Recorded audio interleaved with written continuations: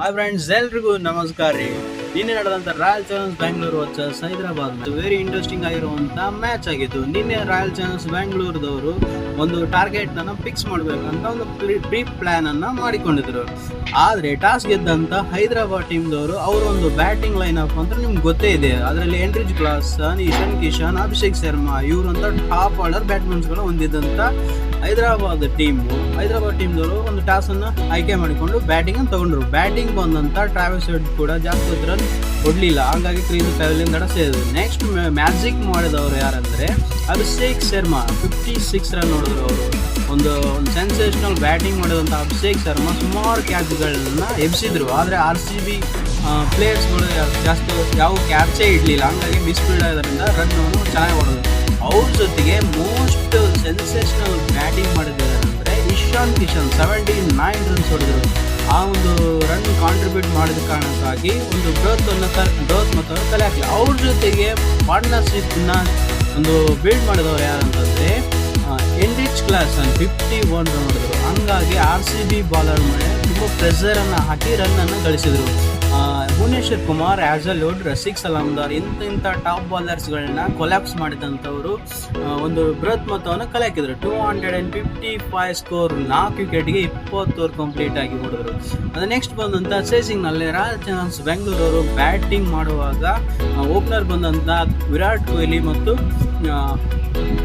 ವೆಂಕಟೇಶ್ ಅಯ್ಯರ್ ಅವರು ಒಂದು partnership build ಮಾಡ್ತಾರಂತೆ ಎಲ್ಲ ನಾವು ಕನಸ್ಕೊಂಡಿದ್ದೆವು. ಆದರೆ ಈಗ ಆಗಿದ್ದೇನೆಂದರೆ ವೆಂಕಟೇಶ್ ಅಯ್ಯರ್ ಅವರು 44 ರನ್ 19 ಬಾಲ್ ಹೊಡೆದ್ರು. ಅವರು ಒಳ್ಳೆ ಸ್ಟಾರ್ಟಿಂಗ್ ಕೊಟ್ಟು ವಿರಾಟ್ ಕೊಹ್ಲಿ ಕೇವಲ 15 ರನ್ ಹೊಡೆದ್ರಿಂದ ಒಂದು ಮ್ಯಾಚ್ ತುಂಬ ಸ್ಲೋ ಆಗಿ ಕಾಂಟ್ರಿಬ್ಯೂಟ್ ಆಗ್ತಾ ಹೋಗ್ತು.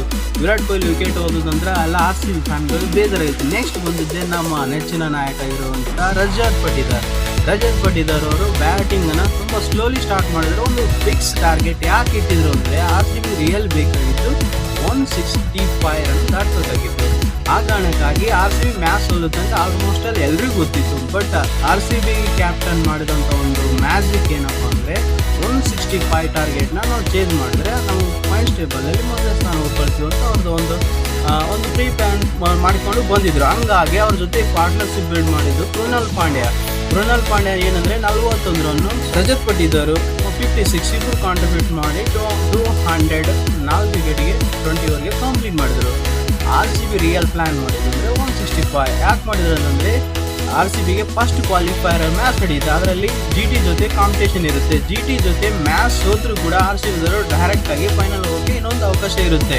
ಆ ಕಾರಣಕ್ಕಾಗಿ RCBದವರು ರನ್ ರೇಟ್ ಚೆನ್ನಾಗಿರೋದರಿಂದ 0.783 ಒಂದು ರನ್ ರೇಟ್ ಇದೆ RCB. ಇನ್ನುಳಿದ ಟೀಮ್ ಆದಂಥ ಹೈದರಾಬಾದ್ ಮತ್ತು GTದು ರನ್ ರೇಟ್ ಕಡಿಮೆ ಇರೋ ಕಾರಣ RCB ಪಾಯಿಂಟ್ಸ್ ಟೇಬಲ್ಗೆ ಮತ್ತೆ ಮೊದಲನೇ ಸ್ಥಾನ ಬಂತು. ಈ ಕಾರಣಕ್ಕಾಗಿ RCB ಫಸ್ಟ್ ಕ್ವಾಲಿಫೈಯರ್ ಮೇ 26ರಂದು ಹಾಡ್ತಾರೆ. ನಿಮಗೆ ಈ ವಿಡಿಯೋ ಇಷ್ಟ ಆದರೆ ಲೈಕ್ ಮಾಡಿ, ಶೇರ್ ಮಾಡಿ, ಕಾಮೆಂಟ್ಸ್ ಮಾಡಿ. ಮತ್ತು ಅದರ ಜೊತೆಗೆ ಈ ಒಂದು ಬ್ಯಾಟಿಂಗ್ ಲೈನ್ ಅಪ್ಪಲ್ಲಿ RCBದ ಬ್ಯಾಟ್ಮನ್ಸ್ ಆಗಿರುವಂಥ ರಜತ್ ಪಟಿದಾರ್, ವೆಂಕಟೇಶ್ ಅಯ್ಯರ್ ಇವರು ಒಂದು ಯಾರು ನಿಮಗೆ ಚಲೋ ಬ್ಯಾಟಿಂಗ್ ಮಾಡಿದ್ರೆ ಅನ್ನಿಸುತ್ತೆ ಕಾಮೆಂಟ್ ಮಾಡಿ. Thank you very much.